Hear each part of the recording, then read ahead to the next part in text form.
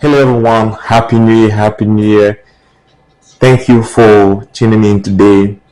And first and foremost, I want to apologize for not being able to produce as much as video as possible. And then this is going to be the first video of 2025. Happy New Year. Pray that this year be the best of the year. Pray that you accomplish all of your goals that you have set for this year. And then let's go ahead and get started for our first video of 2025. See you. Alright, good afternoon, good morning, depending on where you'll be watching this video. My name is Jeremy Cancer. If it's your first time here, go ahead and smash that subscribe button, like, and share with your friends. In this channel, we talk about different opportunities on how you can easily integrate here in the United States. We talk about job, we talk about education, we talk about family, we talk about politics, and everything that goes around living here in the United States. 2025 is here, right? So for our people that are planning to move into the United States, know that this is 2024 was an election year. What does that mean? That we just got a new president. Not a new president, but Donald Trump is back. You guys all know. Yesterday was the ceremony of inauguration of the 47th president of the United States, Donald Trump. And in this video, I'll be sharing with you some of the executive order that has been signed on his day one. And then stay to the end of the video because the last execution order that he signed may affect most immigrant or even Black American here in the United States. Without no further ado, let's go ahead to the number one executive order that I'll be talking about in this video. So as I mentioned at the beginning of this video, I'll be talking about the top 3 important executive order that Donald Trump signed on his first day in office yesterday during the inauguration. The number 1 is the U.S. recognize 2 sexes, which is male and female. What does that mean? In this policy, the United States to recognize only 2 gender, male and female, right? And then it says here that President Trump team argued that requirement to refer to transgender people in government facilities and workplace by pronouns that match their gender identity. So what does that mean? The things that we've been hearing, he, they, stuff like that, is over. If you were born a male, you are going to be referred as him or he. And if you were born as a female, you are going to be referred as she or her. No more they, he, and stuff like that. No. He said it's over, right? And then on this article,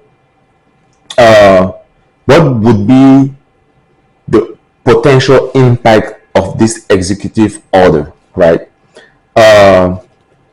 Prison and settings such as shelter or migrant or rape victim would be segregated by sex under the plan, which campaigner says it will help safeguard women. Both transgender rights groups says trans women would be put into highlight risk of violation, right? So this order aim to end birth rights. No, this is another one. So basically, Donald Trump is saying that transgender stuff like that is over. The United States of America would only recognize male and female. He also said he would end male competing with women just because they decided that they're women. He also said he would put an end on transgender in the military and some of the government position. So this is the number 1 executive order that Donald Trump signed on his first day. Now, is it going to be easy to be implemented? I'm pretty sure that he's going to receive multiple lawsuits, and then it's going to be a little bit challenging for him to overcome. But this is something that is a good news. I mean, for me, to start the 2025 years. So without further ado, let's go ahead and talk about number two. Number two executive order that Donald Trump signed is related to renaming the Gulf of Mexico to Gulf of America. Again, this is something that would be easy to implement because it will only affect documentation where United States will be replacing Gulf of Mexico with Gulf of America. There is no international law that forbid government to change names of rivers, of lake, and stuff like that. So I think that's something that is not going to be very difficult to implement. So I think this will be an easy one. Number three, Donald Trump signed an executive order that basically is going to end birthright citizenship. In simple English, it means that if you were born here in the United States from parents that are not U.S. citizens, you will no longer be eligible or have the U.S. citizenship. We all know that many Africans ask for visitor's visa, comes here, and then give birth, and automatically those children become U.S. citizens. So Donald Trump is saying that going forward, if this executive order goes through, if you live here in the United States and you are not a citizen, if you give birth, your children or your child is not going to be a U.S. citizen. What does this order say? It says, this order aims to end birthright citizenship for children born in the U.S. to immigrant parents who are in the country illegally, as well as those born parents who are in the country on a temporary basis. Meaning that if you are here illegally, or if you are here as with a B1 visa, or if you're here as a green card holder, right? And then you give birth, your children is not going to be eligible or will not be granted the U.S. citizenship. And then it continues by saying, there have been reports that administration will enforce the order by withholding documents such as passport from people it deems ineligible for citizenship. And then what are going to be the roadblock? The principle of birthright citizenship is established in the U.S. Constitution. This is very important.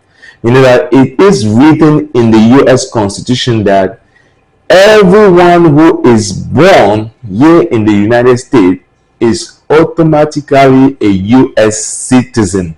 It's in the Constitution. Under the 14th Amendment says that all persons born or naturalized in the United States are citizens of the United States. The legal challenges are already on the way. It means that people are already challenging this executive order, and personally I don't believe it's something that is going to work. I don't remember the last time that the American people have modified or have changed their constitution, right? Amendment can be made, right? Little modification can be made, not completely erasing a law inside the constitution. And then it continues, what could be a potential impact to this executive order? Trump has threatened mass deportation, which could include those with birthright citizenship is revoked if Trump is successful in enforcing this executive order. Legal cases could ultimately have to be decided by the U.S. Supreme Court, which could take a long time, right? So those are the three main executive orders that I believe for now, as I continue looking at different other executive orders that are going to be signed by the president, that would affect tremendously African or immigration here in the United States. Tell me in comment what do you think about those three, and then also about the other executive order that has been signed by the President Donald Trump related to immigration or not, that is going to impact people living here in the United States. See you on another video.